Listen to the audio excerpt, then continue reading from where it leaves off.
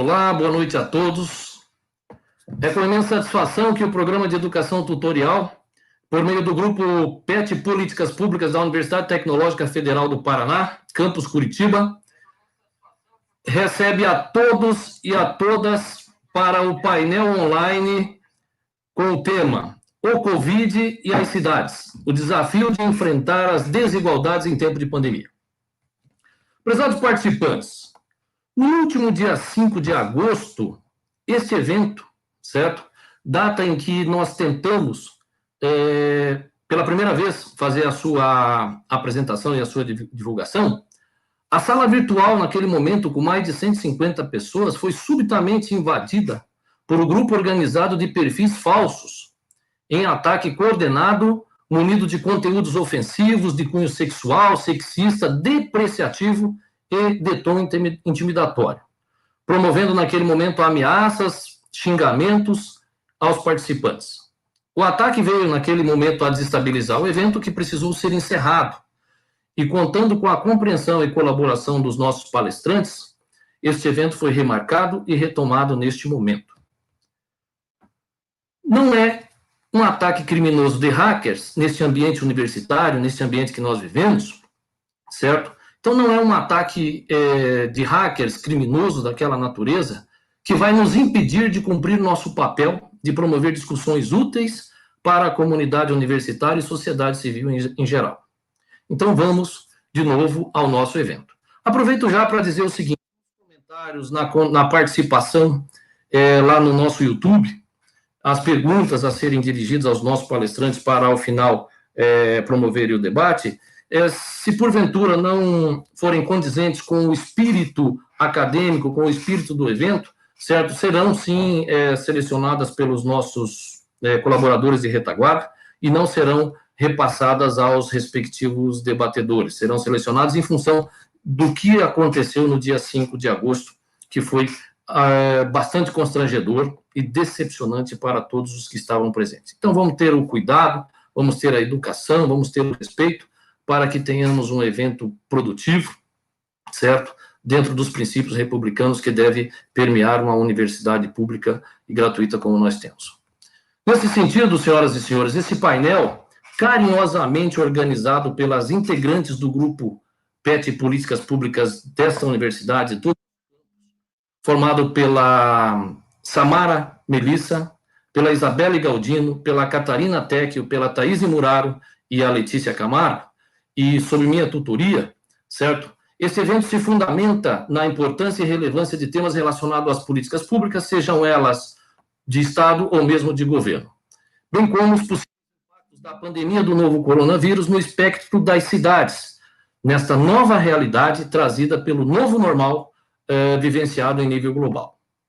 Nós entendemos, senhoras e senhores, enquanto grupo, que tem a política pública como objeto de estudo, que a pandemia do novo coronavírus propicia um cenário no qual devemos refletir sobre as desigualdades sociais acometidas às cidades, tendo em vista as diferentes realidades socioeconômicas de seus habitantes.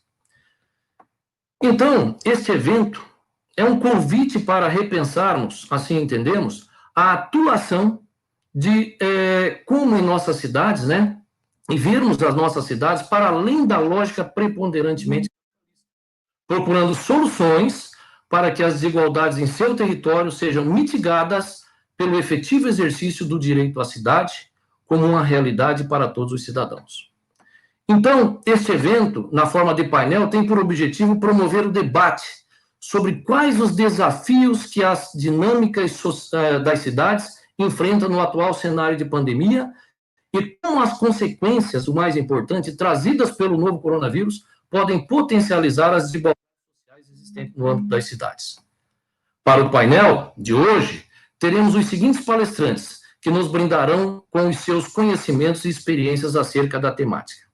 Teremos, então, o senhor deputado estadual Goura Nataraj, atual candidato a prefeito de nossa cidade. Teremos a professora Simone Poli, e teremos o professor Alexandre Pedroso, que até o presente momento, tendo em vista a sua atividade lá no Ministério Público, ainda não chegou, mas aguardamos a sua presença até na continuidade do evento. Nós programamos um tempo de aproximadamente 20 minutos para cada palestrante, para que tenhamos tempo para que haja o debate entre eles e também resposta aos participantes. Perfeito? E durante todo o evento, então, os ouvintes, as pessoas que estão nos assistindo, poderão enviar perguntas ali pelo chat do YouTube, ok? Que serão direcionadas para os respectivos palestrantes. Após as exposições, então, teremos um profícuo momento de interação e respostas àquelas questões. Lembramos ao público que está nos assistindo que a emissão dos certificados, muito importante, pessoal, que a emissão de certificados de participação para a emissão dos certificados, estará aberto um formulário de presença, que nós vamos abrir o link a partir das 19h30, 19h40, ok?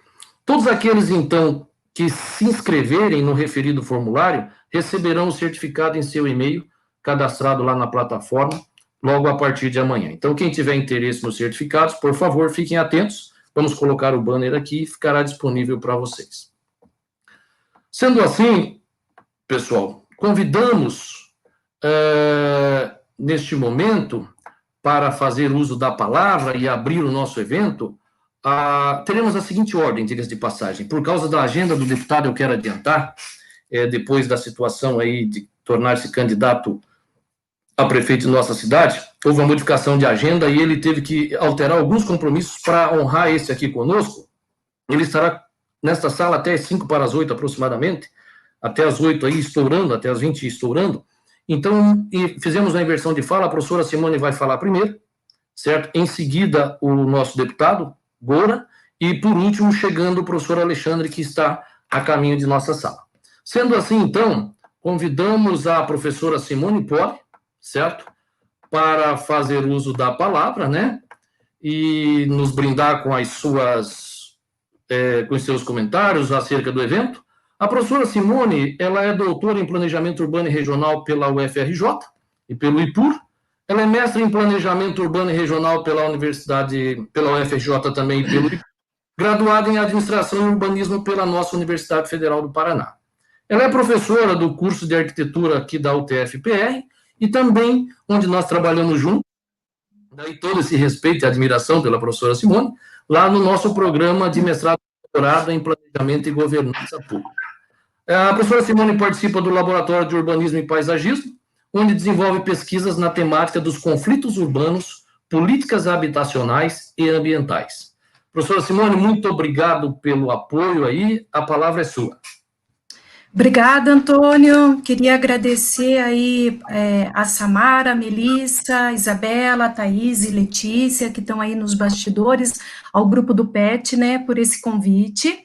E também saudar o colega, né, deputado candidato a prefeito Gora e o Alexandre, por essa oportunidade de estar aqui com eles. Eu vou passar uma apresentação rapidamente. Peraí.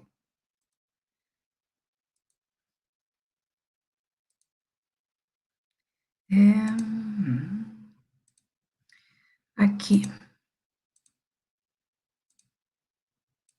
Só um instantinho, tá? Acho que da apresentação.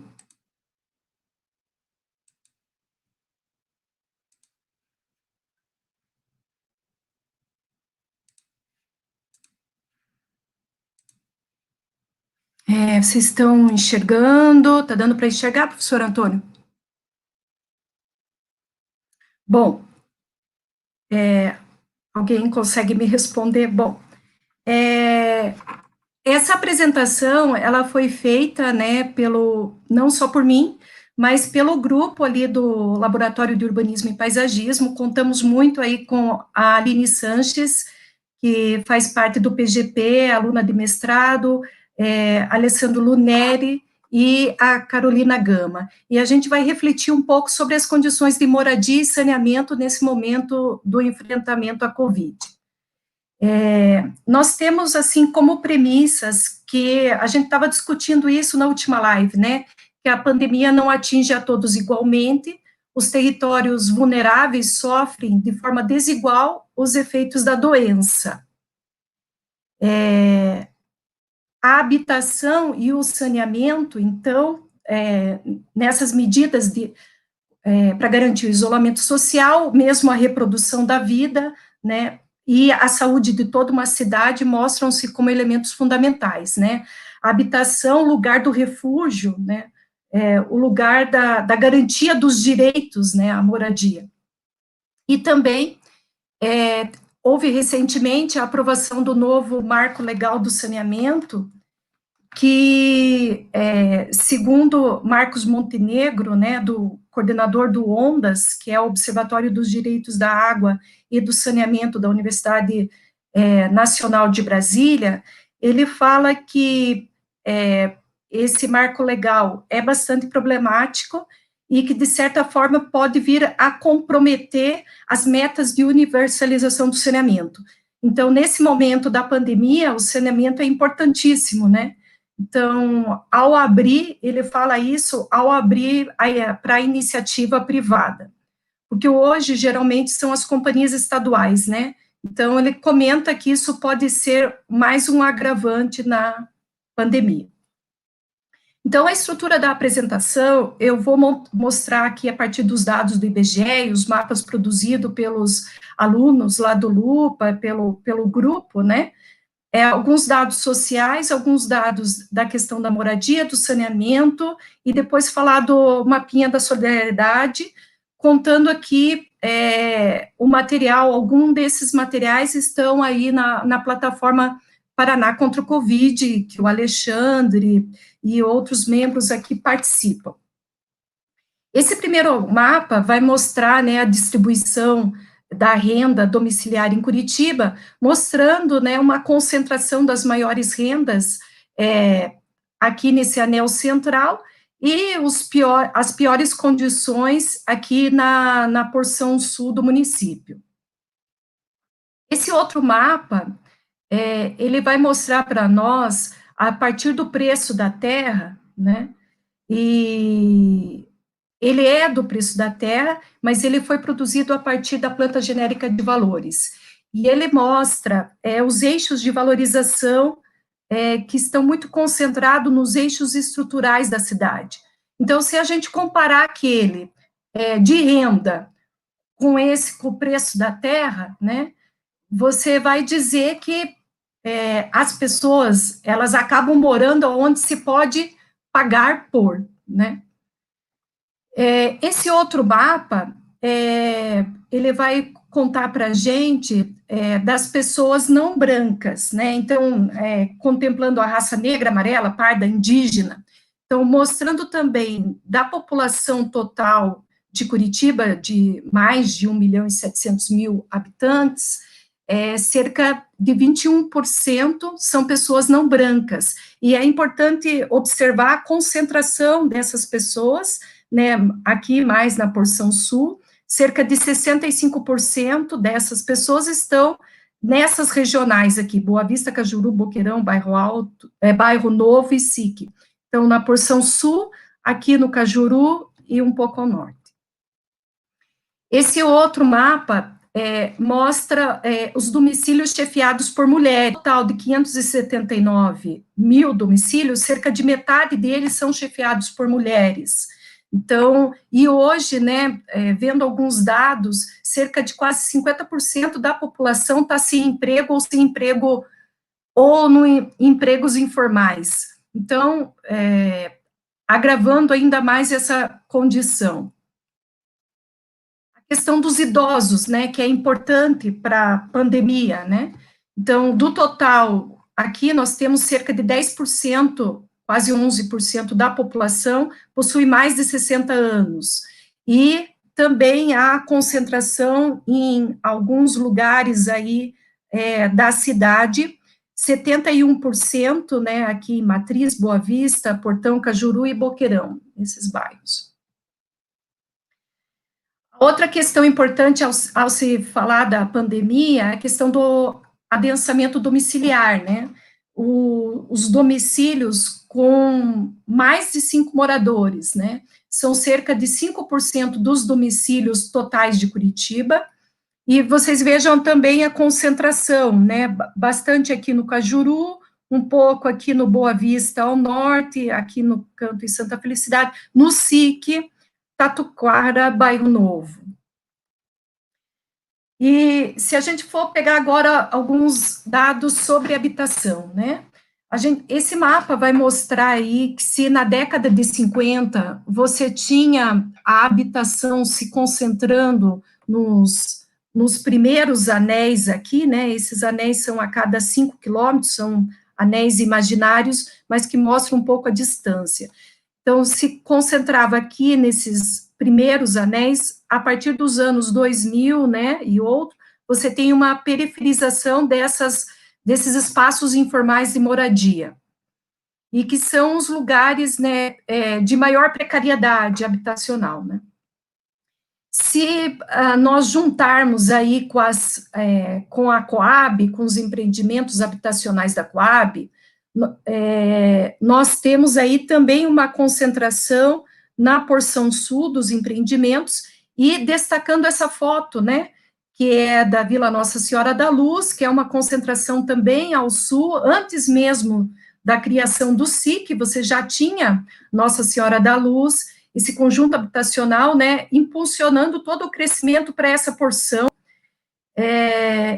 mostrando aí que depois desse conjunto, né, você teve a SIC, mas também você teve uma concentração dos empreendimentos da Coab, uma concentração dos lotes informais, dos espaços informais de moradia, do lote urbanizado, enfim, da habitação popular na cidade de Curitiba, o que mostra uma periferização e uma segregação, né?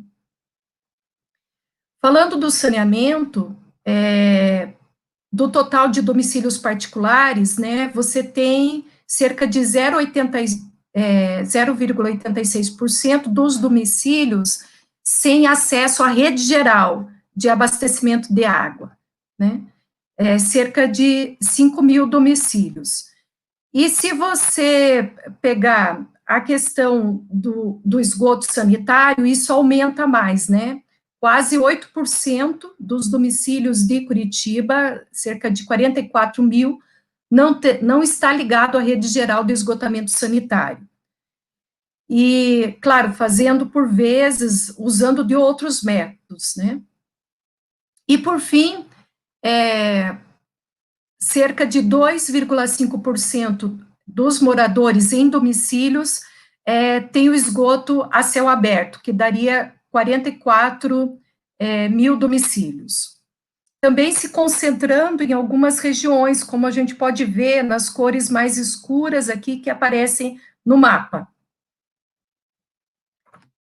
E aqui uma coisa que também é super importante, né, como você tratar a pandemia quando você não tem uma instalação sanitária em casa, ou quando você tem apenas um ponto de água, uma pia, né? Então, aqui, vejam,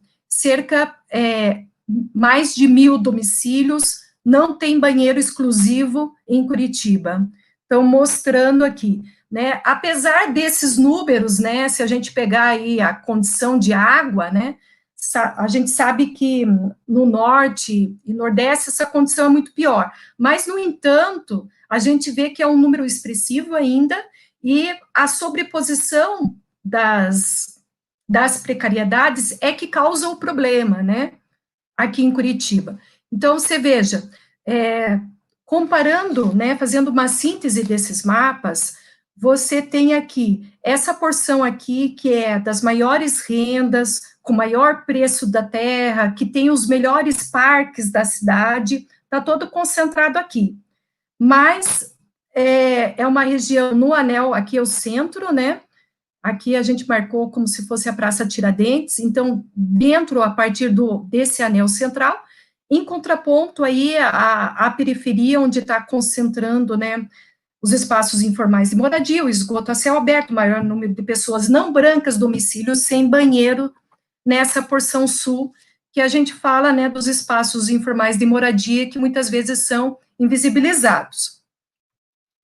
E se a gente for pegar os dados da doença, esses números aqui foram da plataforma Paraná contra o Covid, a gente tem aí esses mapas, né, o primeiro mapa, que é de maio de 2020, o segundo mapa que é de junho, e o terceiro é um comparativo, uma variação dos casos dos dois.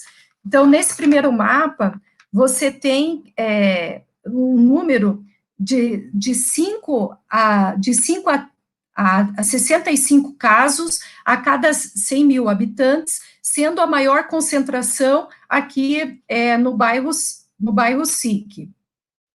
Já do mês de junho, você tem de 25 a 77 para cada 100 mil habitantes, uma concentração aí maior, né, de 65 a 133, também no SIC. O que mostra isso? Mostra nesse primeiro mapa um crescimento aqui na porção centro, irradiando começando a se movimentar em direção à periferia, e aqui um agravamento da doença nesses bairros que inicialmente estavam começando, né, num mês, no outro mês houve um agravamento, variando em taxas de 200% até em alguns bairros mais de 1000%, de 2 a 11 vezes mais de um mês para outro. Esse aqui é um dado, né, que até a Aline postou hoje para nós, né, com os dados até setembro. Então, mostra que o número de casos, como vem crescendo, e o número de óbitos em Curitiba.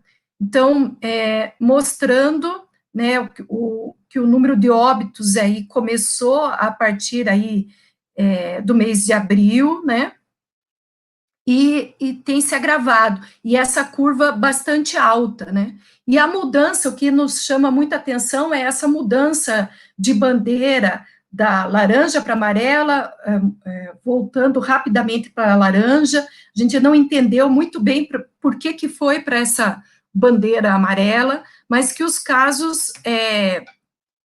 mostra que talvez no número de óbitos uma certa estabilização, mas aqui um crescimento, né, uma curva de crescimento bastante abrupta.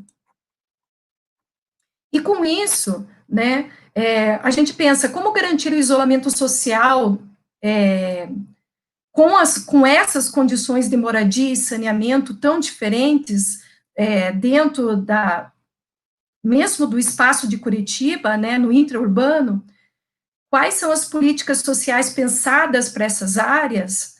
Então, porque a gente pensa que a partir desses dados, né, e a facilidade que você tem de mapeamento dos dados, você poderia até fazer políticas preventivas para não deixar o vírus chegar na periferia, mas não é isso que a gente tem visto. O que a gente tem visto são políticas retroativas e, de fato, uma desproteção social principalmente a esses grupos mais vulneráveis, né? Saiu um plano emergencial, mas o plano emergencial da prefeitura para redução, ou pagamento parcelado do IPTU, pagamento parcelado das das anuidades da Coab, mas você não tem para esses grupos sociais que sofrem camadas consecutivas, uma ação mais efetiva. Então, é com eles que a gente vai falar, né? População em situação de rua, né? E essa aqui é uma fala do Leonildo, que ele diz o seguinte, do movimento da população em situação de rua, que não precisa nem orçamento, né? É só abrir os equipamentos existentes. Então, eles movimentaram uma ação civil para garantir o acesso à água e banheiro no centro da cidade, que é as coisas básicas, né? E, mesmo assim, a prefeitura entrou com um contraponto. Então, eles começaram a se mobilizar no sindicato de Correios, pedindo doações de alimentos, abrindo cozinhas comunitárias, e a Justiça e a Defensoria tentando entrar numa ação com eles, né? Também os catadores de materiais recicláveis, né, que é outro grupo social bastante vulnerabilizado nesse momento, né? Segundo a Associação Brasileira de Engenharia Sanitária e Ambiental, eles não deveriam trabalhar por conta do risco de contágio, mas na universidade a gente tem grupos de pesquisa, até inclusive a Texol, a professora Estela, que trabalham com os catadores de materiais recicláveis, e o que a gente vê é que eles falam, não, a gente não pode parar, a gente não tem como parar de trabalhar. Então, só que, no entanto, os materiais recicláveis podem vir misturado, né, com máscara, com materiais contaminados, e eles nos recorrem pedindo equipamento de segurança, pedindo condições, né, de sobrevivência nesse momento da pandemia. Então, esse aqui é a campanha também que estava se fazendo, né, do projeto de extensão universitária da universidade, para ajudar algumas famílias e alguns grupos que estavam organizados dos catadores. Então, você vê de forma recorrente, né, a infração, a violação aos direitos básicos da pessoa, que é o direito à vida, né, direito à moradia, à vida, e outras políticas que não chegam, né, o Instituto Democracia Popular, né, divulgou, estava pedindo, né, o plano emergencial da assistência social, e a gente não vê um planejamento e uma organização do território, ou um planejamento do município para pensar o território como um todo e políticas de assistência social a esses grupos que mais precisam. E também, recentemente, né, ainda essa semana, a gente teve um despejo em Curitiba, sendo que a gente tem a campanha do despejo zero, né, justamente pensando nessa condição da moradia como fundamental no isolamento social, na reprodução da vida, na saúde não só daquelas pessoas, mas na saúde de toda a cidade. Então, Despejo Zero, essa campanha ela é muito importante, porque garantir moradia nesse momento é garantir a vida. Ao mesmo tempo, né, nós desenvolvemos ali no Paraná contra o Covid esse mapa, que é o mapa da solidariedade, em que você tem aqui, ele se encontra na plataforma Paraná contra o Covid, em que você tem mapeado o nome da entidade, as campanhas que estão ocorrendo, como colaborar, como doar, o que estão precisando, qual o número de pessoas. Então, você clica na bolinha e você tem todos esses dados das campanhas que estão sendo de solidariedade, que estão sendo feitas em Curitiba, né, do que a gente conseguiu cadastrar nesse mapa. E você tem também outras organizações da sociedade civil que estão trabalhando em rede, né, como o Comitê Sanitário Estudantil de Defesa Popular na Vila Torres, né, que é um comitê formado por alunos da geografia, da pedagogia, da psicologia, que procuraram organizar, junto com a saúde comunitária, ações e estratégias de conscientização nas comunidades. Você tem também ações de solidariedade nas padarias comunitárias, nos empreendimentos solidários, da economia solidária, ligando grupos como o Cefuri, a Rede Mandala, a Texol, a própria UTFPR. Você também tem uma série de produção de marmitas, né, para a população em situação de rua, na área central, principalmente com alimentos doados pelo movimento Sem Terra e produzidos, né, nas cozinhas comunitárias pelo Movimento Nacional da População em Situação de Rua. Você também tem outras, né, ações de solidariedade, como Resistindo na Solidariedade, que é uma campanha grande, né, que fala, doe pelo menos, doe o que puder, doe R$1, doe o que for, que vai para as ocupações no SIC, né. E você tem a UTF também que tem feito várias campanhas para os alunos e também campanhas de doação de alimento, projetos de pesquisa. Então, só finalizando, né, eu queria agradecer ao todo o grupo do Lupa que produziu esse material e mostrar, assim, que apesar de a gente ver que o Estado não tem nos atendido nas políticas como a gente espera, que, na verdade, para esses grupos mais vulnerabilizados, a organização e a sociedade civil têm que se virado como pode. O que a gente diz é que essas ações de solidariedade, elas não são ações de caridade, mas elas são ações de uma mão amiga nesse momento de pandemia, não substitui a política pública de forma alguma, mas é uma forma como a sociedade civil conseguiu se organizar com vista a esse momento tão difícil da pandemia. Muito obrigado, professora Simone, pelas suas palavras, pela sua apresentação. Então, dando continuidade ao nosso painel, o Covid e as cidades, o desafio de enfrentar as desigualdades em tempo de pandemia.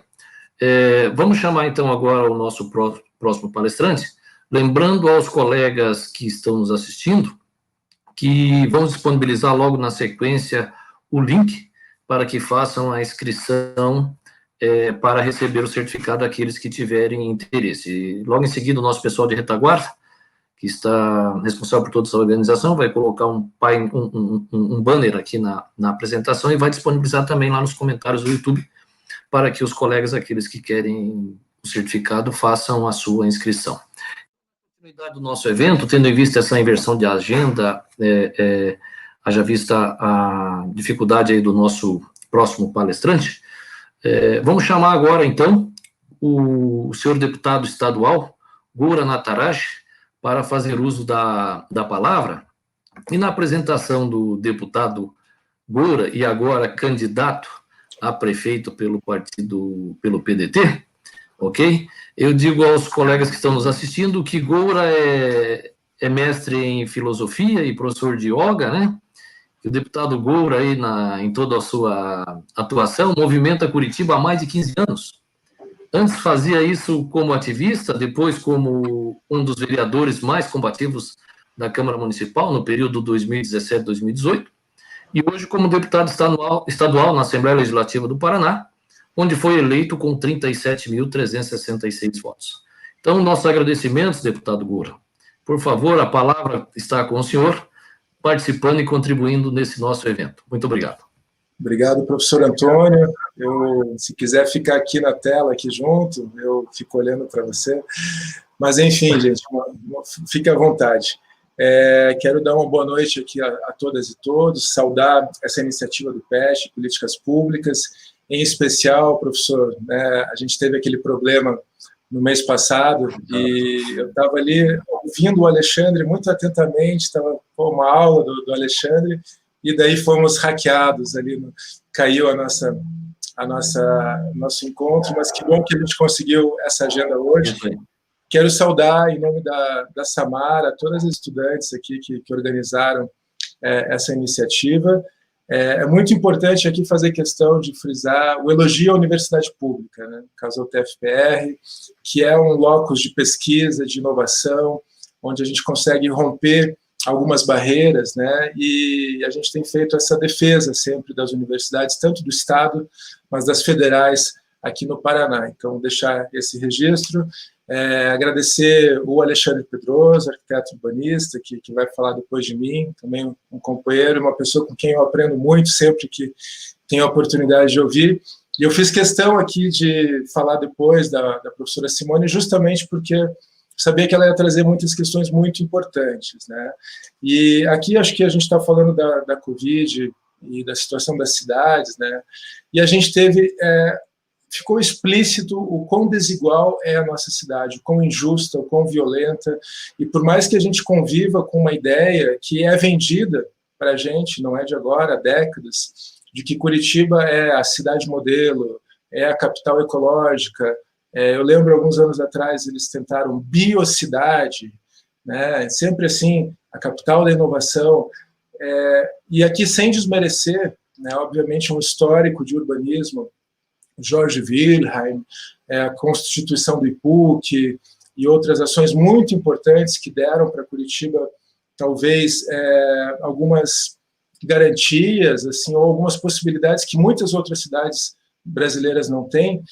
A gente tem que reconhecer que falta um planejamento metropolitano, né? A gente não vive apenas em Curitiba, a gente vive na grande Curitiba, nesse núcleo urbano central, que um dos mapas da professora Simone expôs, onde toda a rede de serviços de moradia, de abastecimento está integrada, né? Então, a professora falou da questão do saneamento, né? Não bastava a pandemia, a gente está vivendo uma crise hídrica muito forte, que talvez, né, sem precedentes, pelo menos para a nossa geração, eu sou de 79, a gente não teve isso.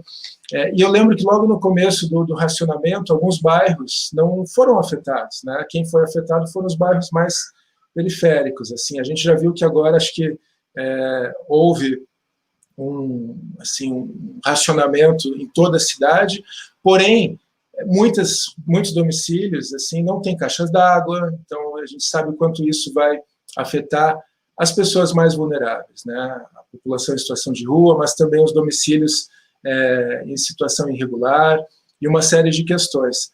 Faço aqui uma lembrança assim, de que é necessário um planejamento metropolitano, um planejamento integrado que dê conta das discussões fundiárias, das discussões de habitação. Eu lembro que, enquanto fui vereador, a gente participou das discussões da lei de zoneamento, isso em 2017, 2018. A lei foi votada só em 2019, eu já estava na Assembleia Legislativa, e Curitiba estava discutindo a sua nova lei de zoneamento, ok. E Araucária participou desse processo, e Campo Largo, e Pinhais, e Itaperuçu tiveram esse envolvimento? Não tiveram, né? A gente acha que Curitiba está aqui como uma ilha, um oásis do planejamento urbano. Isso não é verdade. A gente tem que entender que mesmo essa população que vai sendo levada para os bairros que tem menor infraestrutura urbana, né, de equipamentos urbanos, de escolas, de ruas, de pavimentação, enfim, todos os equipamentos de saúde, educação, lazer, essas pessoas também vão sendo levadas para a região metropolitana.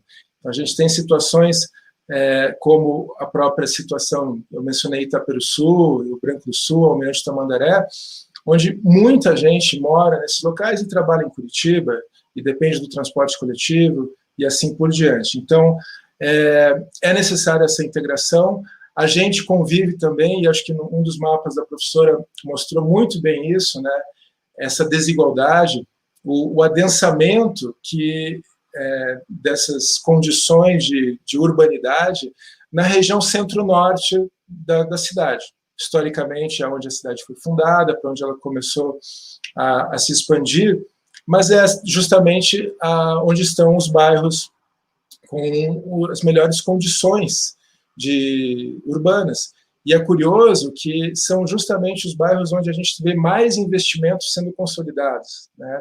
E aqui eu lembro o Parque São Lourenço está passando por uma grande revitalização, o que em si não seria ruim se isso não assim, já é um espaço consolidado da cidade, já é um espaço que poderia passar por melhorias. Eu lembro aqui a todos, né, a gente teve a destruição por um incêndio da Casa Erbo Stenzel, e que até agora nada foi feito em relação a isso, pelo contrário, foi apagado completamente da história. E a gente está tendo um investimento ali que poderia ser feito em outros locais. A gente poder pensar no sítio cercado, poder pensar em outras regiões da cidade que também merecem equipamentos de lazer, de cultura e assim por diante. O mesmo se aplica à questão, por exemplo, da malha cicloviária.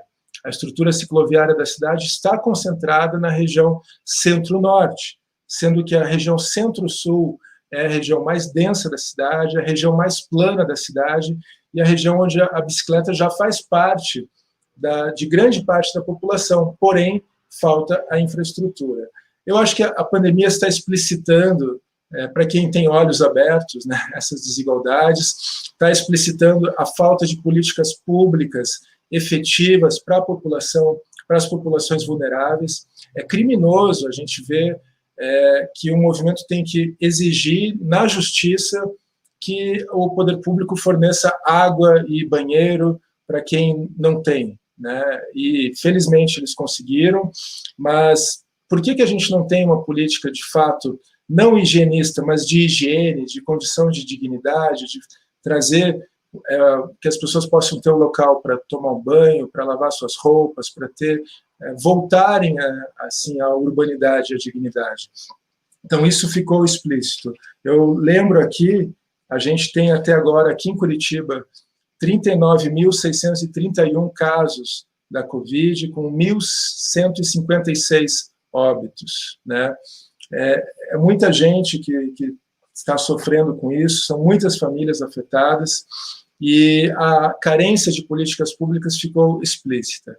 A gente teve logo no início da pandemia onde a questão do isolamento social parecia que estava, de fato, ainda funcionando, a população estava consciente, atenta, as ordens do poder público estavam sendo dadas com mais clareza, e não com esse vai e vem, uma hora é isso, outra hora é aquilo.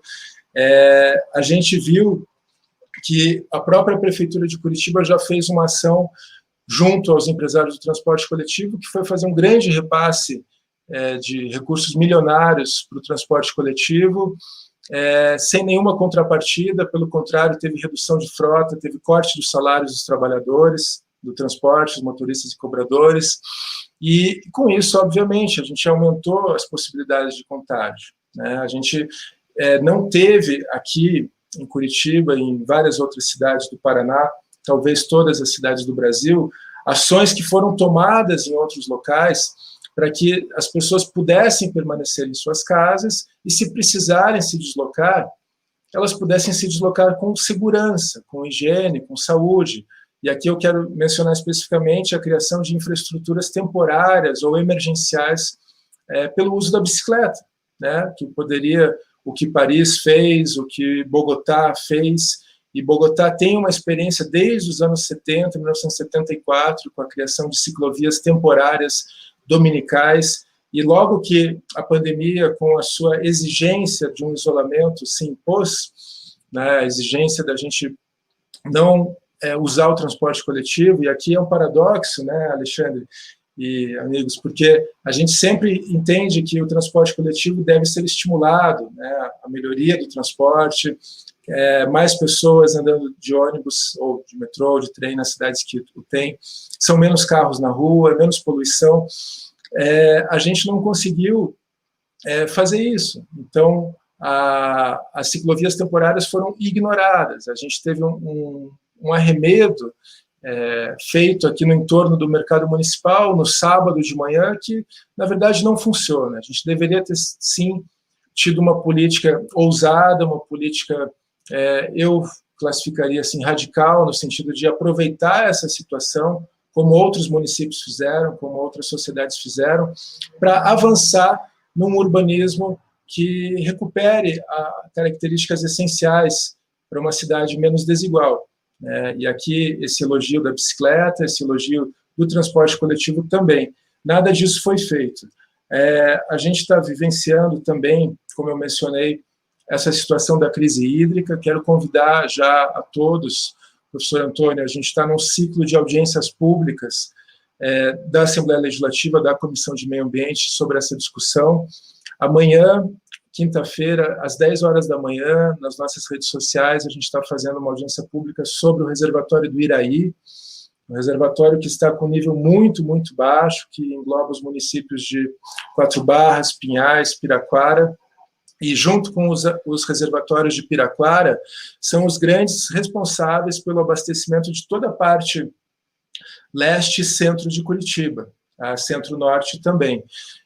A gente ainda está com um índice satisfatório na represa do Piraquara 2, por quê? Porque o Piraquara 1 está sendo jogado no Piraquara 2, e porque a gente ainda tem políticas de preservação da Serra do Mar. Quer dizer, a gente não tem políticas, a gente tem a preservação da Serra do Mar, mas falta uma política de cuidado dessas unidades de conservação e falta uma política de integração de unidades de conservação em toda a região metropolitana. A gente tem que pensar que a produção de água, né, o pagamento por serviços ambientais e outras questões assim que dizem respeito à preservação dos mananciais, das nascentes, dos riachos e dos rios, é uma condição importantíssima, essencial, para que a gente consiga ter água nas nossas torneiras, né? Então, faço esse convite amanhã, e a crise hídrica, ela parece que vai se manter, né? As perspectivas não são positivas.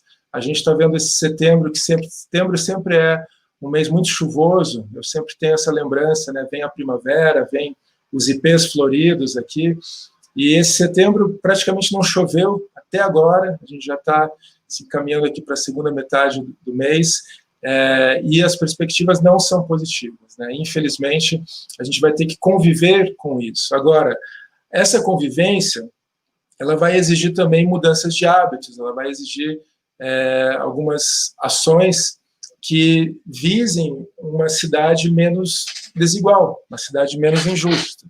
Né? A gente falar de habitação de interesse social, a gente falar de como que aqui no centro de Curitiba a gente tem tantos locais vazios que poderiam estar sendo ocupados por pessoas, todo esse crescimento, né, da população em situação de rua, e o que está sendo feito para pensar isso, né? Historicamente, só para voltar um pouquinho na questão também do planejamento urbano, eu sou filósofo, não sou um especialista da área como o Alexandre, como a Simone, mas a filosofia se dá o direito de divagar por todas as áreas do saber, né? Então, eu tomo aqui essa ousadia de falar um pouquinho sobre isso. A gente teve, desde os anos 70, com a implantação dos eixos estruturais de Curitiba, das canaletas e as propostas, né, que aliam esse eixo, né, de pensar o sistema viário, o transporte coletivo e o uso do solo como condições que, teoricamente, as pessoas morando mais perto do transporte coletivo, elas não usariam o carro, elas não dependeriam do automóvel. Isso, na teoria, parece bonito, mas, na prática, o que ocorreu foi que o preço da terra ficou muito maior. Então, a gente começou esse espraiamento da cidade, a gente começou uma concentração de renda cada vez maior nesses eixos, na proximidade desses eixos, e a gente foi levando as populações que migraram para Curitiba nos anos 70, nos anos 80, cada vez para morar mais longe. Então, é urgente que a gente repense como a perpetuação desse modelo, né? Que a gente critique isso e que a gente utilize essa oportunidade que a pandemia está trazendo. Isso eu estou falando desde o início, né? Que eu acho que a gente possa repensar os rumos da cidade, que a gente possa repensar a maneira como o orçamento é destinado. A gente poderia, né, a gente está vendo a falência dos espaços culturais, a Lei Aldir Blanc, que é essa lei que foi fruto de muita luta no Congresso Nacional. Até agora, os recursos ainda não vieram para os produtores de arte, de cultura. A gente está vendo espaços do pequeno comércio sofrendo, e, ao mesmo tempo, como eu falei, a gente viu repasses milionários sendo feitos para alguns contratos e lobbies que já existem e estão consolidados na cidade, em especial o do transporte coletivo, né, que parece que esse não pode ter prejuízo. Todo mundo está tendo prejuízo, mas os empresários do transporte coletivo não podem.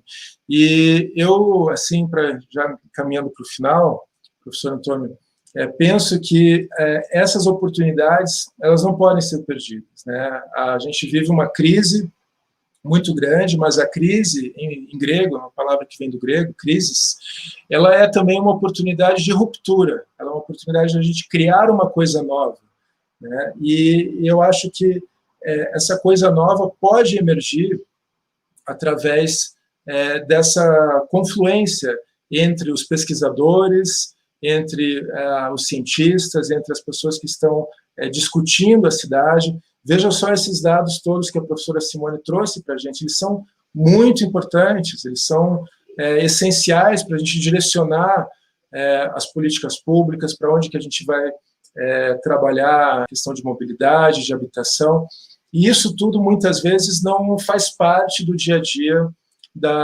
das tomadas de decisões.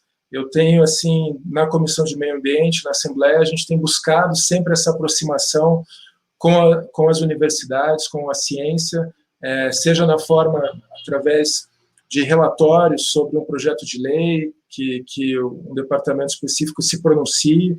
Então, eu acho que a oportunidade que eu digo aqui, professor Antônio, é dessa aproximação, né, que toda essa bagagem teórica que vocês têm, ela possa ter espaço cada vez maior nas tomadas de decisões. E eu espero realmente que a gente possa avançar nesse caminho, né? É muito triste o que a gente está vivendo, eu não consigo, de forma alguma, ficar feliz ou achar que a situação está positiva. A gente tem que agir de forma coordenada para que a gente possa ter uma Curitiba menos injusta, uma Curitiba menos desigual, e, para mim, o caminho é justamente essa confluência, né? A gente fica atenta, sensível, com as universidades, com os pesquisadores, para que a gente possa ter políticas públicas mais efetivas e mais humanas, e não depender apenas de ações de solidariedade, que são essenciais, né, neste momento, são fruto assim, né, dessa fraternidade que brota do coração humano, mas que, na verdade, elas não substituem as políticas públicas. Como a professora Simone falou no final, a gente tem que ter a consolidação de políticas públicas efetivas, humanistas, e que tragam Curitiba para além, né, desse mito, né, dessa ideia pela qual ela é vendida. Eu agradeço, professor, agradeço aqui a todos que estão nos acompanhando, estamos à disposição e, mais uma vez, reforçar o convite. Amanhã, às 10 horas da manhã, audiência pública sobre o Iraí, o reservatório do Iraí, e na semana que vem, também na quinta-feira, às 10 horas, uma audiência sobre o Passaúna, que abastece toda a região oeste de Curitiba e dos municípios ali conjuntos, e junto com a discussão sobre o abastecimento do Miringuaba, o reservatório do Miringuaba, que vai entrar em operação em breve em São José dos Pinhais. Professor Antônio, obrigado, estamos à disposição. Nós que agradecemos, deputado, e principalmente naquilo que o senhor coloca, do conhecimento gerado pela universidade, desse embasamento teórico e tudo mais. Nada disso tem eficácia se não houver a vontade política do poder público. A gente que discute políticas públicas, elas estão aí, estão postas, sejam elas políticas públicas de Estado ou políticas públicas de governo, mas se não houver a vontade política do poder público, nós sabemos que não vão se efetivar. E é isso que a gente torce para que nossos administradores municipais, aí, toda a comunidade política do Estado, do município, né, se sensibilize com essa situação, e caso não consigamos, a gente sabe que seria utopia falar em acabar com a desigualdade, mas que mitiguemos, e que possibilitemos aí uma vida mais digna, né, com base na implementação dessas políticas públicas. Deputado, muito obrigado, eu quero já avisar o público de antemão, como nós falamos no início, sabemos da sua agenda aí, muito mais agora, como candidato aí a prefeito, na próxima eleição. Então, infelizmente, o senhor não vai poder participar conosco do debate, mas a gente tem certeza que, dependendo da pergunta que vir aqui, a gente pode lhe passar pela liberdade que a gente tem aí, e o senhor manda a resposta e o nosso grupo vai disponibilizar lá na nossa página do Facebook e no site institucional do grupo, para que toda a comunidade tenha acesso. De coração, muito obrigado, deputado. Sucesso no trabalho. Valeu? Bom, dando continuidade, então, ao nosso evento, certo? Vamos chamar agora o arquiteto Alexandre Pedroso para poder fazer as suas considerações, trabalhar conosco, certo?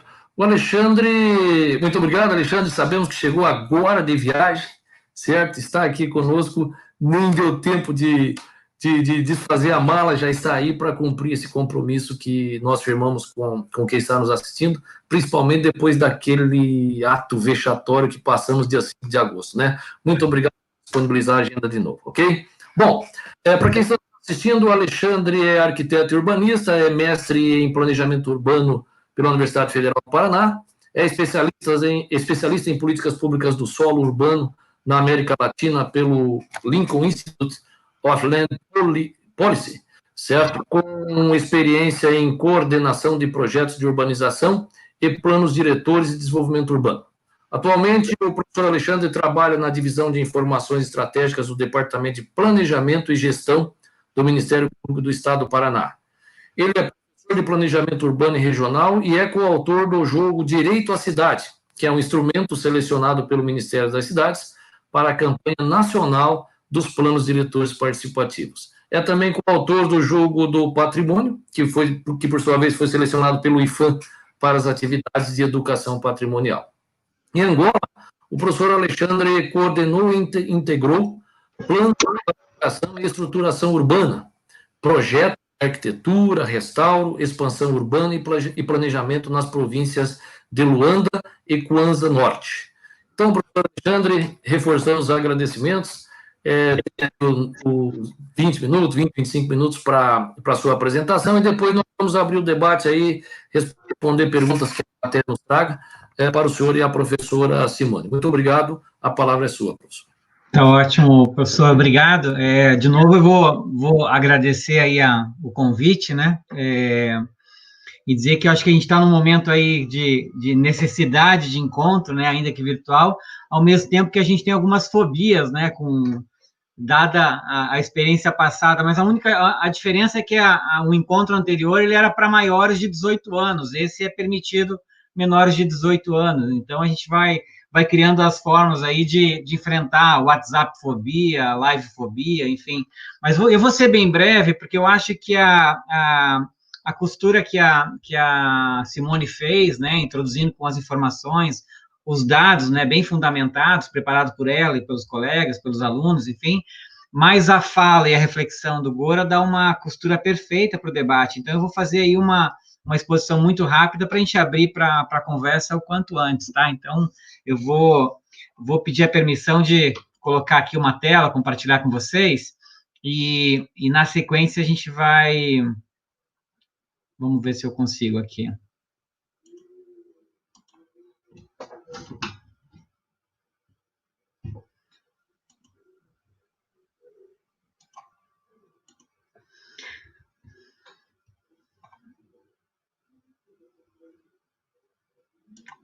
Aí vocês confiram para mim, por favor, se tá compartilhado.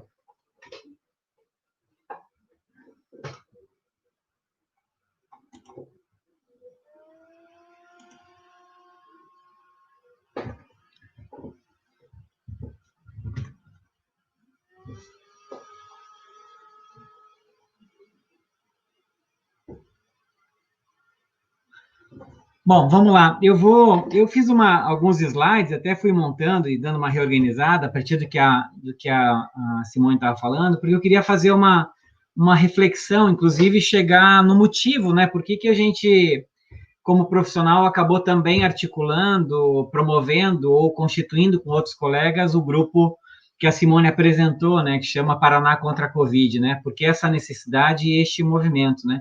Mas antes, eu sempre inicio, acho que até...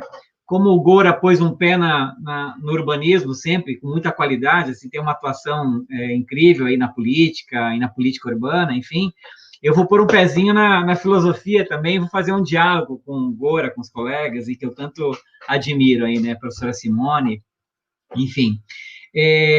Primeiro porque a gente tá, o tema é cidade, a gente está vivendo questões novas, ou não tão novas assim, mas preocupantes em relação a vida nas cidades, e eu acho que é sempre bom a gente perguntar, né, quando a gente olha o fenômeno urbano, a cidade, o quanto a gente evoluiu, e se a gente está em processo de evolução, até porque isso me parece que é um desejo, né, a gente tem que evoluir de alguma forma, e cada um enxerga a evolução de uma forma, né, então se você pega, por exemplo, um alienígena 100 anos atrás, pousando na Terra, e vendo Londres, né, que era a mega cidade naquele momento, com urbanizando e com a modernidade, mas também com a poluição e a pobreza extremamente grave, né? 100 anos depois, se ele pousa novamente aqui na Terra, o que ele ia enxergar 100 anos depois, né? O quanto a gente evoluiu e se evoluiu. Bom, isso me parece que para responder essa pergunta, depende aonde esse alienígena pousa, né? Em que parte da Terra, em que parte de cada cidade ele pousa, para ver o quanto a gente evoluiu, né? Se ele não vai ter essa dimensão da totalidade, né? Então, vai variar, né? Vai variar do tipo de cidade que ele entrou, em que parte da cidade que ele entrou, seja Paris, um pedaço de Paris, a periferia de Paris, a loucurada que estão fazendo em Dubai, enfim.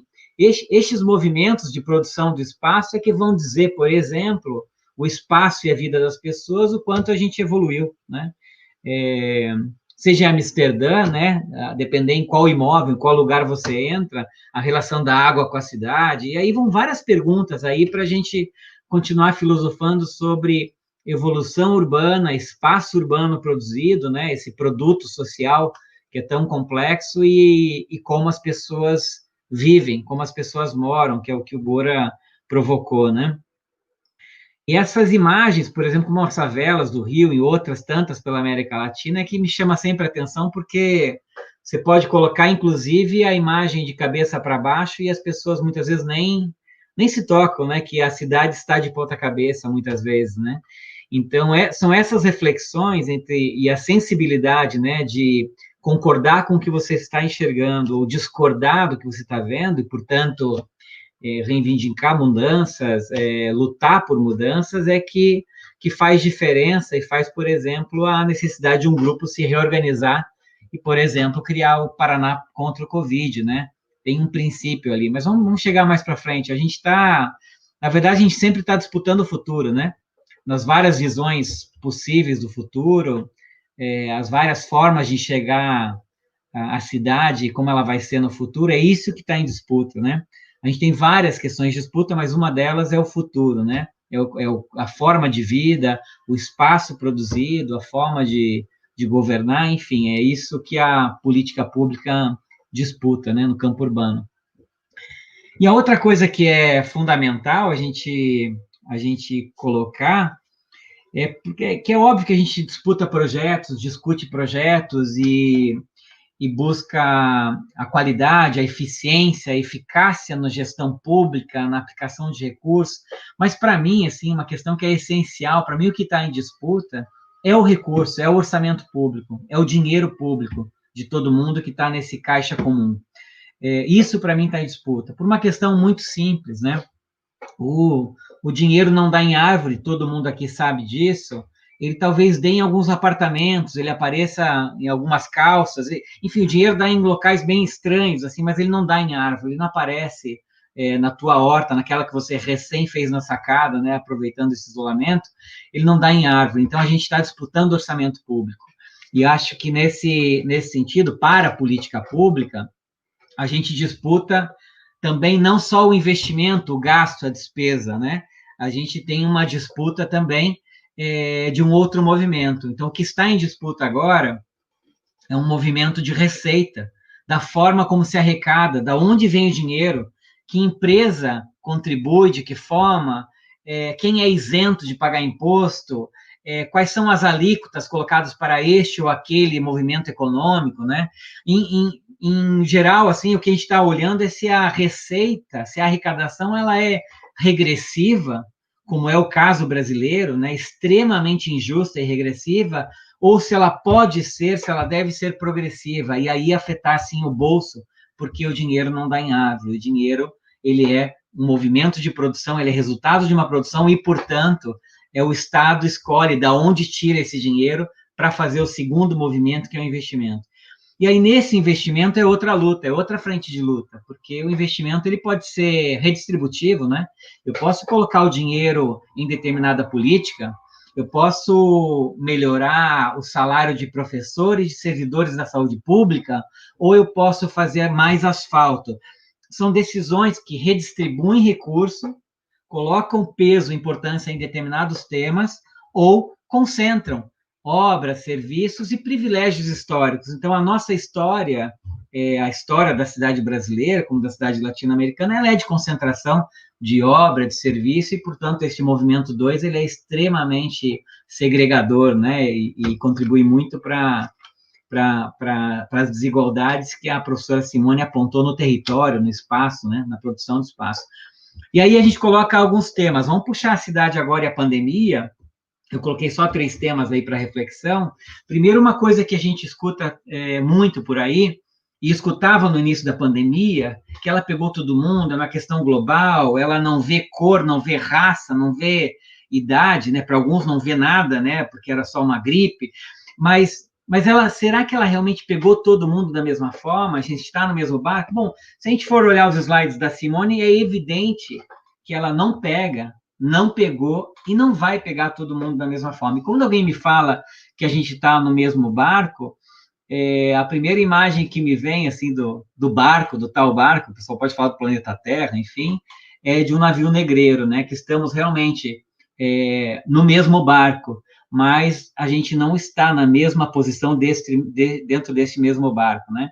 Então, não me venham com a ideia do mesmo barco, estamos juntos enfrentando, todo mundo sofrendo, não. Nós não estamos enfrentando nem sofrendo as mesmas consequências, né? Por quê? Por conta de uma questão estrutural, histórica, que, enfim, a Simone muito bem colocou, o Gora já problematizou, a gente talvez não precisa voltar em detalhes, né?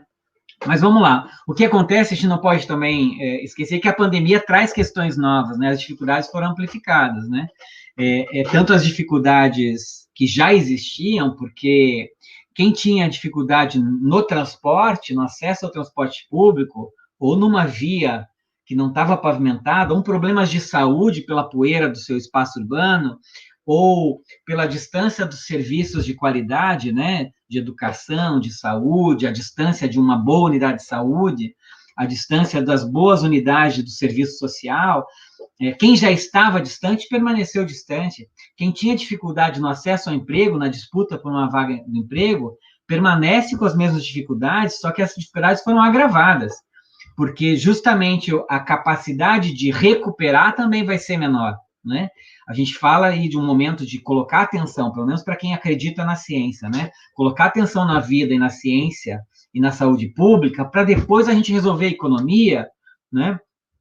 Essa recuperação econômica precisa das pessoas bem, as pessoas com boa saúde, ou seja, a gente tem um movimento de recuperação econômica, mas algumas pessoas vão se movimentar e recuperar muito mais rápido que outros, né? Os segmentos com renda, que tinham fundos, que tinham poupança, que tinham alguma coisa guardada, algum rendimento, algum patrimônio para se escorar, vão ter uma diferença na hora de recuperar. Então, a gente, de novo, estamos disputando atualmente, estamos disputando um futuro, né?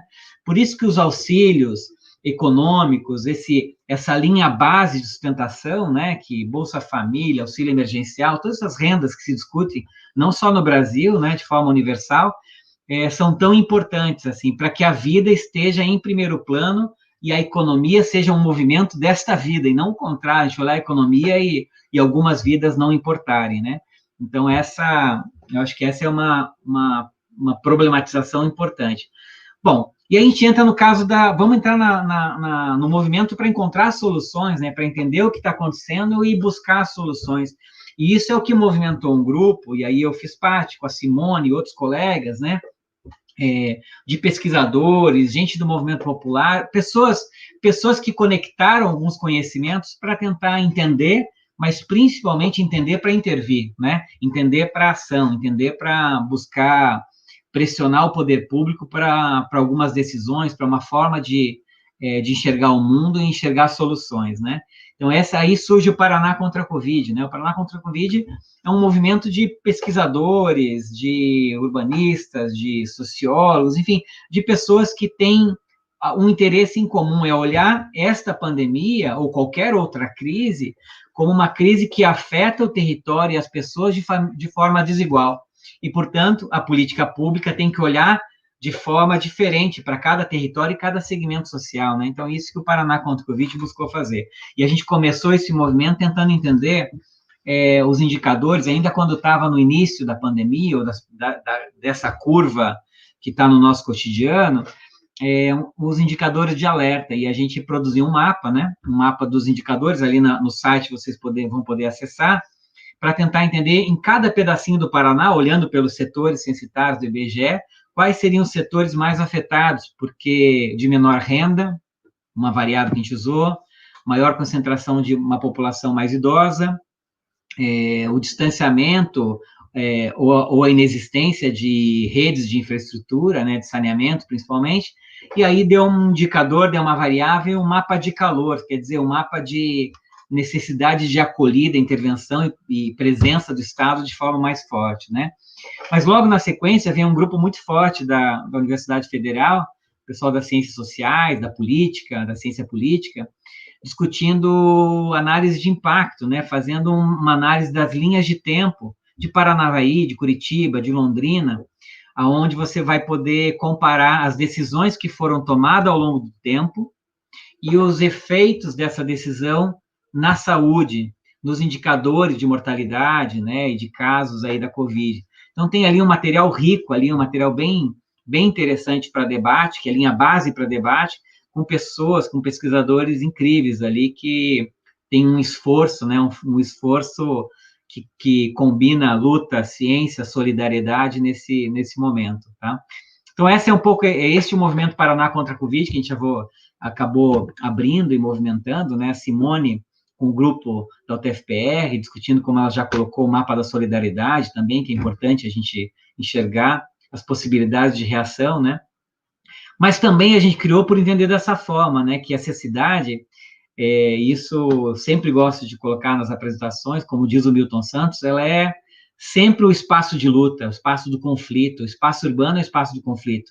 A política pública é o espaço do conflito, né? Onde a gente luta pelo dinheiro público, luta pela decisão. Mas a cidade é o local da oportunidade.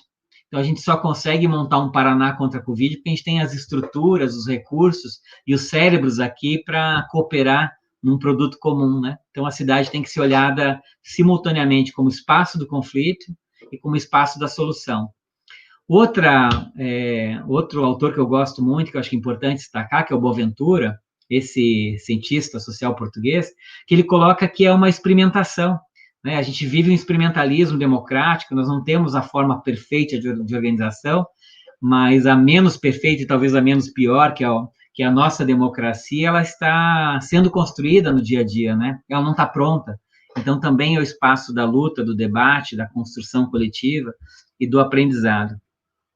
Outra referência para quem trabalha urbano, que é Hermínia Maricato, né? Essa urbanista de São Paulo, com uma história incrível, junto ao movimento popular, teve no governo brasileiro, enfim, com políticas públicas para reforçar, né, o papel do Estado na gestão urbana.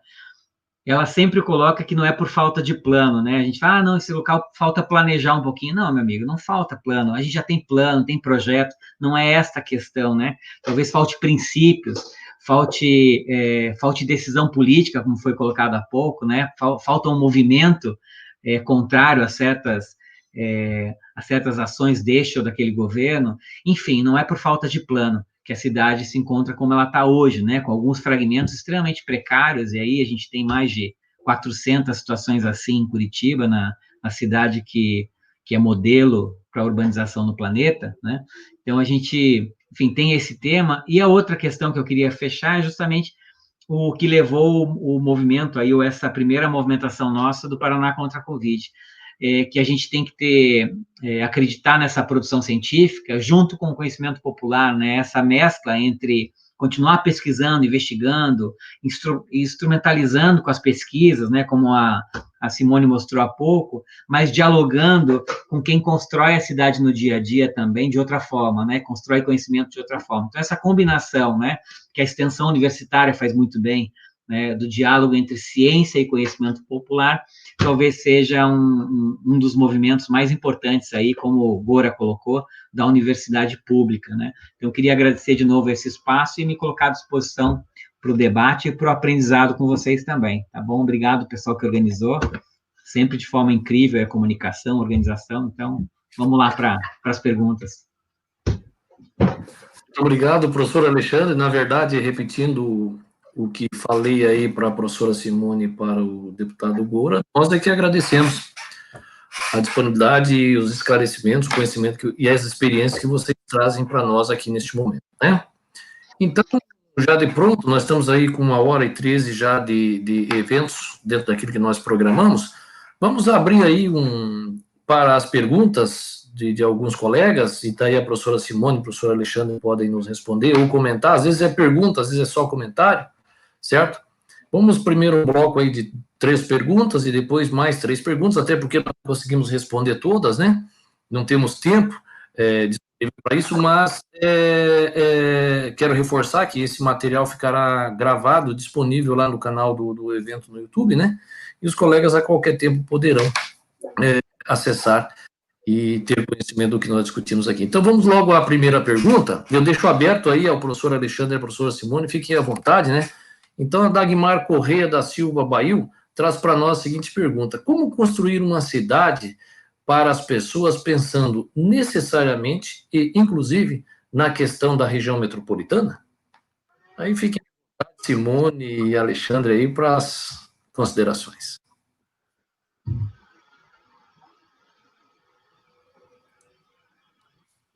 Vão ser blocos, não?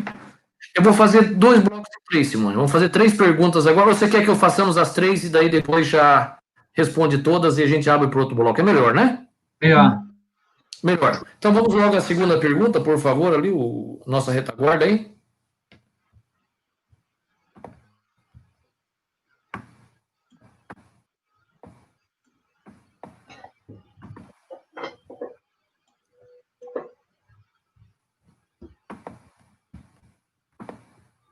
Bom, a retaguarda está trabalhando ali na elaboração das perguntas para colocar na forma de banner para nós. Então, vou fazer um comentário que a Dagmar Correia trouxe aqui para nós também, que diz o seguinte, né?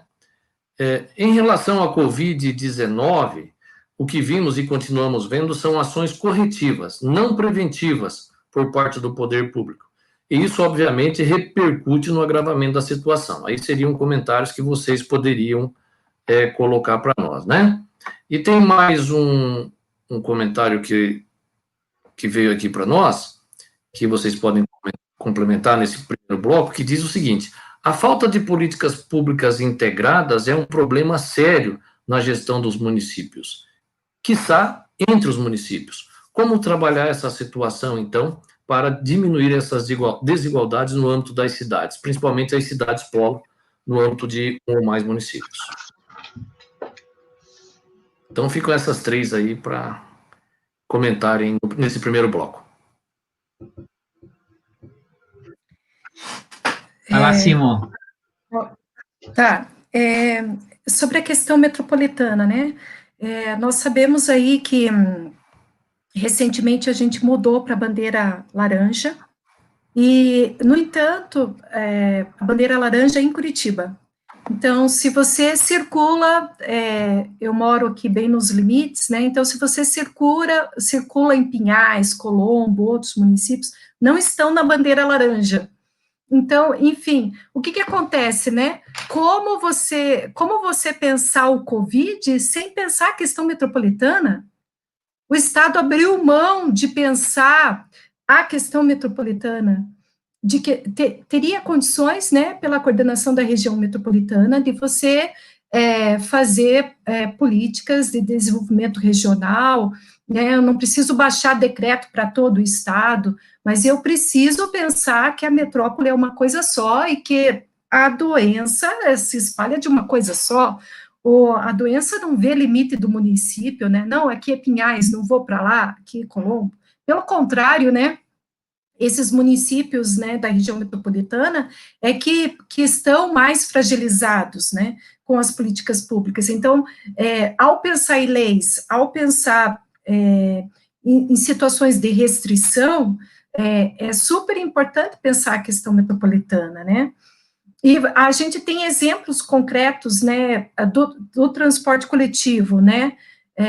Quando eram gestões que não se conversavam, né, no governo do estado e no município, você não tinha o transporte coletivo integrado.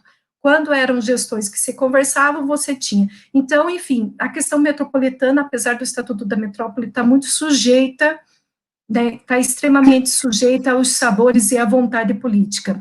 E os políticos têm que ficar claro, né, nós temos eleições, né, que a gente está ciente disso, né, porque é importante, né, que a gente compreenda que eu não sou Curitiba, eu não moro em Curitiba, eu sou um ser metropolitano, porque eu estou integrado num todo com esse grupo. Se eu moro em Curitiba, aqui, eu faço parte dessa grande metrópole, que é a metrópole de Curitiba. Com relação às políticas preventivas, corretivas, né, a gente teria como, de fato, todo o geoprocessamento, todas as ações que o IPUC tem, todos os levantamentos de dados, né, a gente teria condições de estar tratando a doença de forma preventiva. A gente tem excelentes profissionais nessa gestão, inclusive na saúde, tem excelentes profissionais e estão fazendo o seu trabalho. Só que a saúde não é suficiente para combater a pandemia, né? A gente precisa ações na área social, a gente precisa ações na área econômica. Lá em Portugal, por exemplo, a gente vê a prefeitura trabalhando com incentivos ao comércio. Então, como que você pode fazer um plano emergencial para trabalhar aqueles grupos, ou as situações que estão mais vulnerabilizadas? Os caminhos, talvez a gente saiba. O que falta são alguns entraves que tem aí no meio. Talvez porque é um ano eleitoral, talvez porque... Mas, enfim, tudo isso está se sobrepondo à vida das pessoas no momento de pandemia. Então, para mim, esse momento de pandemia revela muito a fragilidade das nossas instituições, principalmente da gestão pública, no sentido de que está colocando acima da vida, está colocando eleições, outras coisas, acima da vida das pessoas, é só isso, parece que é o recado que nos passa, porque os mapas são claros ao mostrar desigualdade. Com esses mapas é possível fazer ações preventivas. Por que não são feitas? É uma grande pergunta, né? E essa integração, por que não é feita? Há condições de fazer essa integração, né? Há condições do IPUC trabalhar junto com a FAS, junto com... Há condições de trabalhar até junto com a academia, mas a academia, pelo atual prefeito, ele considera que a academia, eu já ouvi ele falando, infelizmente, na rádio, que a academia fala muito mal da cidade de Curitiba, mas nós não estamos falando mal da cidade de Curitiba, nós estamos falando que, como pesquisador, como cidadão, a partir dos dados do IBGE, de que é possível fazer coisas diferentes, não é só uma crítica, é uma crítica que diz que é possível fazer mais do que se está fazendo, que se enxerga isso, e que poderia ter ações em outros campos fora da saúde que são prioritários, né? Como que a gente tem 50% da população sem emprego formal, e no informal sem emprego, hoje, né? Ok, professora Simone. Obrigado.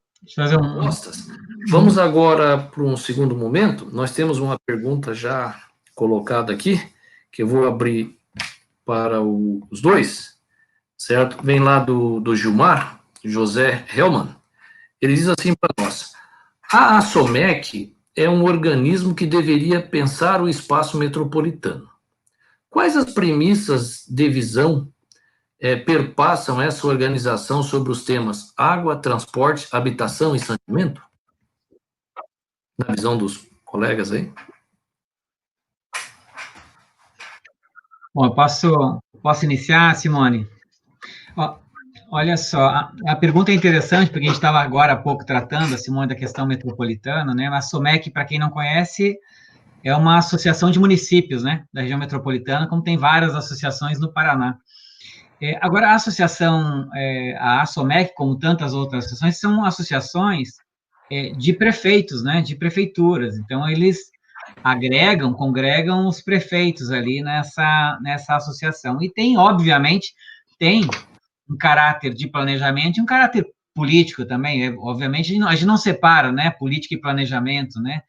Só que a ASOMEC é um organismo de pressão política, né? E não de planejamento da região metropolitana. Quem faz o planejamento da região metropolitana é o Estado do Paraná, né? Por meio da COMEC, do seu órgão que tem esta função legal de planejar, né? Criar o plano metropolitano. E ali no plano vão entrar, é no plano que entram justamente as questões ou as funções de interesse comum da metrópole, né?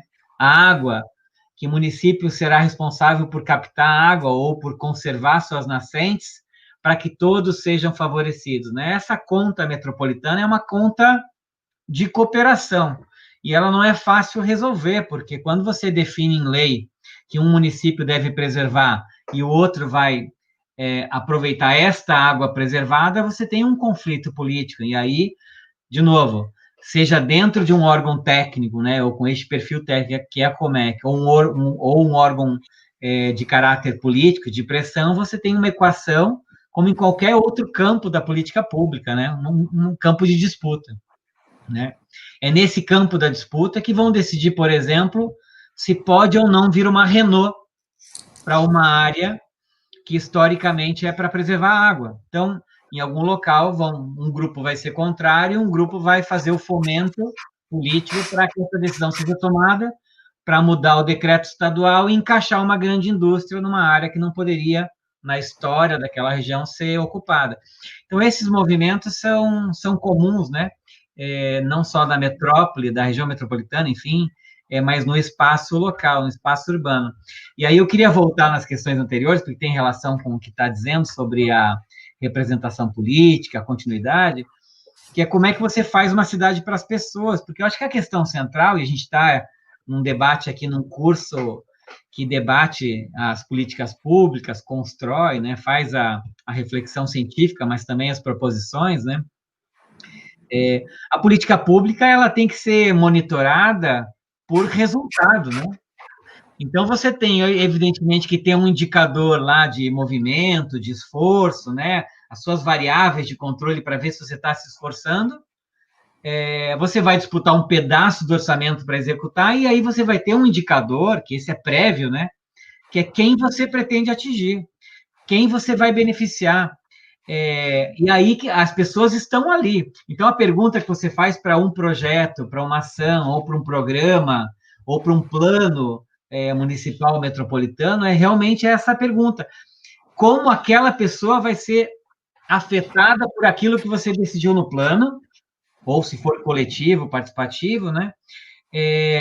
De que maneira as famílias, as pessoas são afetadas. Então, pega lá um indicador de habitação. Eu estou fazendo uma política habitacional. Para quem? Eu abro uma fonte de financiamento. Para quem? Para qual tipo de construtora? Para qual segmento que vai poder pagar? Quanto vai custar essa habitação? Então, eu estou colocando um produto imobiliário com dinheiro público para quem? Quem vai se beneficiar? Eu vou atingir o déficit, né, essa necessidade habitacional nossa, ou vou continuar produzindo para a classe média, que já encontra no mercado, né, já consegue se virar no mercado e se encaixar no mercado formal? Ou eu estou fazendo uma política para aquela pessoa que não encontra no mercado o instrumental financeiro, de financiamento, as ferramentas para entrar numa casa de forma legalizada? Então, aí eu conto se eu estou atendendo esta pessoa ou aquela pessoa, né? Então, a pergunta das pessoas sempre é respondida pelas variáveis que você utilizou. Quem você vai atingir? O dinheiro sai da onde e vai para quem? Vai para qual segmento, qual pedaço da cidade? Essa é central. E sobre a integração, queria fazer um comentário sobre integração e continuidade, né? Que são duas questões. Claro, que a continuidade, ela é quebrada nos governos, e ela só não é quebrada, uma política, quando ela se torna política de Estado, institucionalizada, com uma lei forte que garanta que o novo prefeito não consiga mudar, ou que não é um desejo de prefeitura que muda uma lei, muda uma política, e sim um novo movimento social, movimento da sociedade. Se essa política está estruturada, está institucionalizada, você não muda de uma hora para outra, né? Você pode tentar dar um outro nome, todo mundo faz isso, né? Muda a logomarca, mas a política é a mesma, né? É o que está sendo feito com Minha Casa Minha Vida, que é a casa verde, amarela ou qualquer outra cor. Ela é uma estruturação, né, de mudança de imagem, de logo, mas não muda. Talvez piore um pouquinho a questão de eliminar a fração das pessoas de baixa renda que acessavam o programa. Isso realmente tem uma mudança aí radical. Mas, de novo, a continuidade de um governo para outro se dá por uma política estruturada, por um plano de Estado, por uma política institucionalizada em lei, né? E em controle social para que tenha pressão para não interromper. E a gente tem casos de integração de política muito interessantes no país para a gente continuar investigando. E os consórcios públicos, isso que a Simone levantou, que uma cidade, alguns problemas, algumas questões não têm fronteira, né? Não tem fronteira administrativa. E muitas vezes algumas das questões podem ser bem resolvidas por consórcios públicos, que é algo que tem muito avanço no Brasil, tem experiências incríveis, mas, ao mesmo tempo, eu acho que é pouco trabalhado, pouco investigado, assim, né? Mas a gente tem o consórcio do ABC, que foi uma experiência interessante, tem consórcios de tratar resíduos, tem consórcios para produzir cartografia. Então, o consórcio intermunicipal, eu acho que é uma figura jurídica e um movimento que é interessante. Provavelmente o professor conheça com mais detalhes, né? Os alunos do curso também, mas eu imagino que ali você coloca algumas integrações espaciais, territoriais, e integração da administração, que é tão fragmentada, né, no país, com os municípios. Ok, professor Alexandre, obrigado pelas respostas. E até tem uma outra pergunta aqui que eu entendo que já foi respondida agora por essa intervenção do professor Alexandre, que diz o seguinte: exato, como trabalhar a continuidade dos projetos, né, quando se muda o governante? Então, é aquela questão da integração e da continuidade, essa dificuldade. Então, também fica aí para vocês comentarem. E tem também, finalmente aqui, uma outra situação, que daí nós já vamos para os finalmente, tá, pessoal? Porque peço desculpa a todos, porque nós já estamos com 1h30, exatamente o tempo que nós havíamos previsto. Então, poderia fazer um comentário final aí sobre como trabalhar essa continuidade na mudança do governante, na mudança, na falta de continuidade de políticas de governo, vamos dizer assim, não necessariamente as políticas de Estado, pegando a deixa aí nessa fala do professor Alexandre. E, por fim, qual o papel da mobilização, então? Vem um posicionamento ali do Alexandre Paulo Rossi, né, que a gente transforma em pergunta aqui. Qual seria o papel da mobilização para contribuir com esse processo de mudança, certo? E, de repente, até, eu complemento a pergunta, contribuir também para mitigar essa realidade que a gente observa de desigualdade no âmbito das respectivas cidades. Feitas essas considerações, aí daí nós vamos para o encerramento. Bom, eu posso pegar uma provocação antes de passar para a Simone concluir, fazer o fechamento também dela, que é, assim, eu acho que o que a pandemia trouxe como reflexão importante, né, uma das reflexões, é justamente o papel do Estado, né, do Estado forte para ter política forte, quer dizer, a gente não fala de um governo X ou Y, mas de um Estado forte, a longo prazo, com políticas fortes. E na questão da saúde, o SUS, por exemplo, né, é um desses exemplos, né? O SUS é fruto de mobilização popular, é fruto de uma construção popular também, coletiva, e tem sido fruto de aperfeiçoamento. A gente sabe que ele não é perfeito, né? Mas é um dos sistemas mais bem estruturados no mundo de saúde pública universal. E ele é fruto de controle social, mobilização e política pública desde a ponta, né, dos conselhos municipais de saúde até chegar no Conselho Nacional. Ou seja, é um exemplo de Estado fortalecido, que não adianta, por exemplo, um determinado governo entrar e colocar um monte de fantoche, uma situação fictícia, né? Entra um governo sem muita proposta e coloca fantoches no local de ministros, né? Da saúde, por exemplo. A coisa não se movimenta, ou pior, coloca gente que é favorável à privatização do serviço de saúde, né? Via planos de saúde.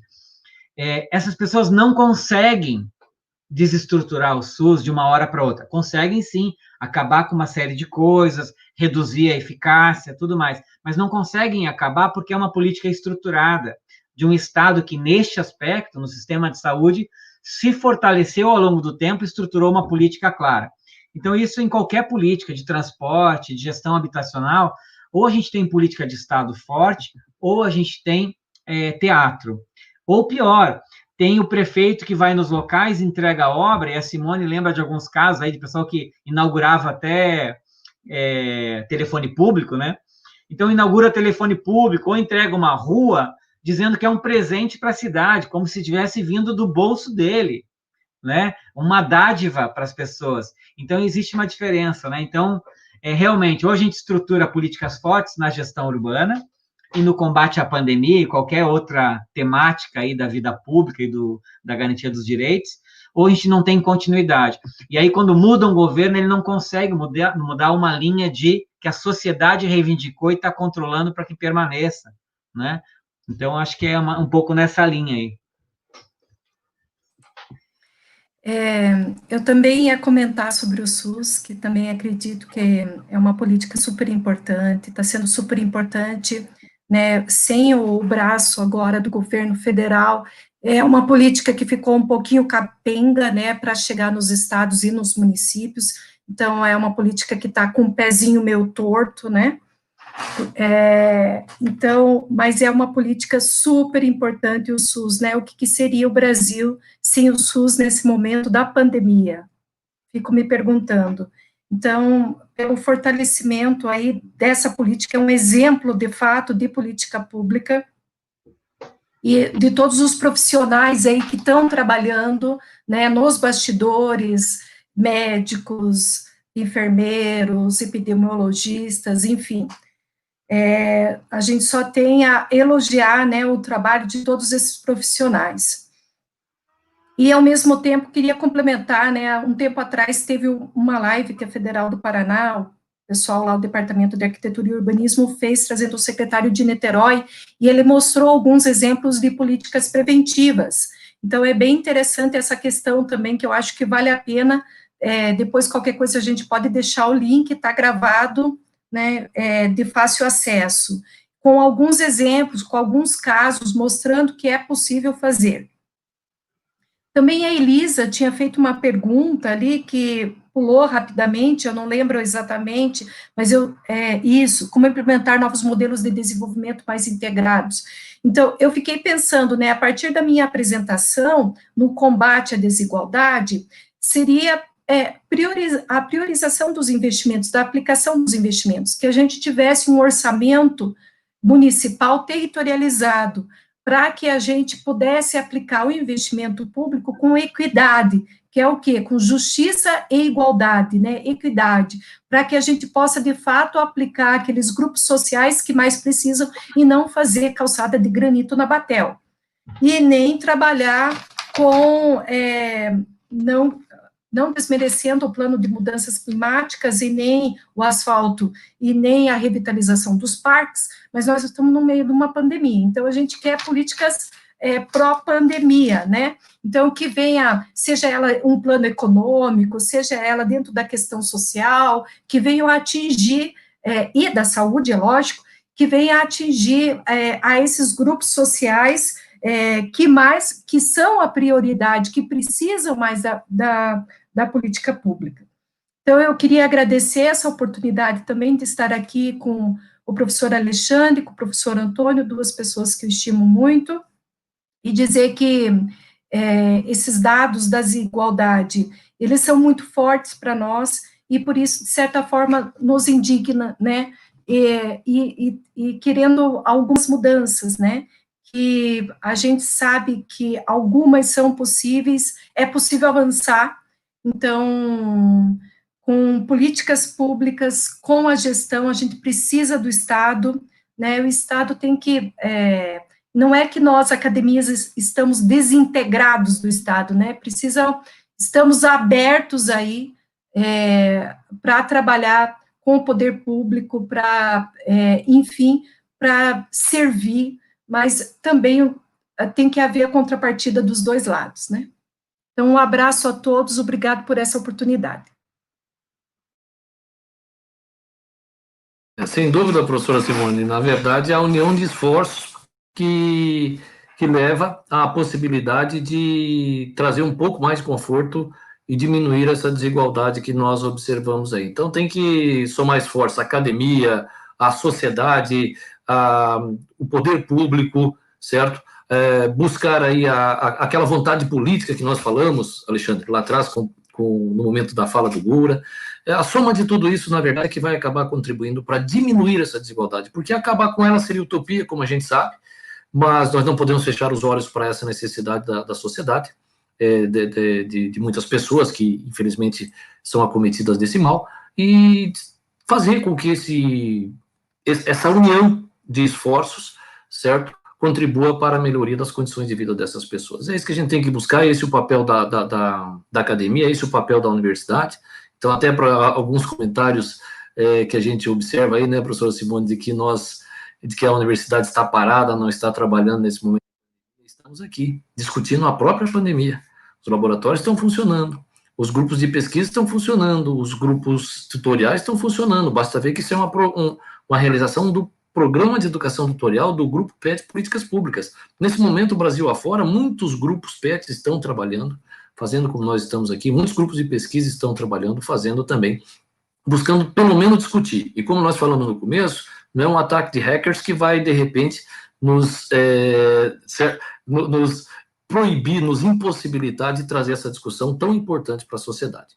Então, nesse sentido, eu quero ir para os finalmente, mas antes eu gostaria de chamar as colegas que estão na retaguarda, da mesma forma que eu fiz lá no PGP, essas pessoas que a gente não vê, faz a TV que a gente vê, né? Então, aí na retaguarda estão as meninas aí da organização, então, por favor, apareçam aí também para nós, no número que cabe, acho que cabe até 10 aqui, né?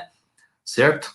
Para que a gente possa já ir para o nosso finalmente, porque todos os créditos aí acerca dessa possibilidade dessa discussão, cabe a essas meninas que estão aqui presentes. Pode deixar os palestrantes ali também, faz favor? Ah, só cabe 6, né? Só cabe 6, eu já trazemos lá o Alexandre e a professora Simone de novo, então eu gostaria nesse momento, certo, de agradecer a todos que prestigiaram esse painel, assim como os nossos palestrantes, então, professora Simone, professor Alexandre, ao deputado Goura, que infelizmente teve que sair mais cedo aí em função da agenda, certo? Essas pessoas que compartilharam um pouco do seu conhecimento e das experiências conosco do Grupo PET aqui, com as meninas que estão aqui presentes, eu na condição de tutor, e todos aqueles que estão nos assistindo, né? Então, desejamos que esta programação, certo? Estas falas, esses debates tenham contribuído para uma reflexão de como pensar a cidade, sempre representando um processo de construção e desconstrução, escolhas e ações. Então, para finalizar, eu gostaria muito de agradecer aí às alunas do Grupo PET, né? Repetindo, a Samara, a Isabelle, a Catarina, a Thaís e a Letícia, nesse momento, e também a Aline, lá do Programa de Mestrado em Planejamento e Governança Pública, no nosso PGP, que nos deu esse apoio técnico logo depois daquele ato fatídico da invasão de hackers no dia 5 de agosto, né? Nos deu, e a todos, né, obviamente, que estão nos assistindo, ok? Pessoal, muito obrigado, eu peço às meninas que fiquem na sala, a gente conversa em seguida com o professor Alexandre e a professora Simone, e eu peço, então, que nesse momento nós encerremos oficialmente a transmissão, certo? Externando um abraço a todos, e dizer que o Programa de Educação Tutorial PET em Políticas Públicas, aqui da Universidade Tecnológica Federal do Paraná, está aberto às discussões relevantes para a sociedade e continuaremos trabalhando no propósito que nos dá a essência da nossa manutenção. Muito obrigado a todos e até a próxima, se Deus quiser.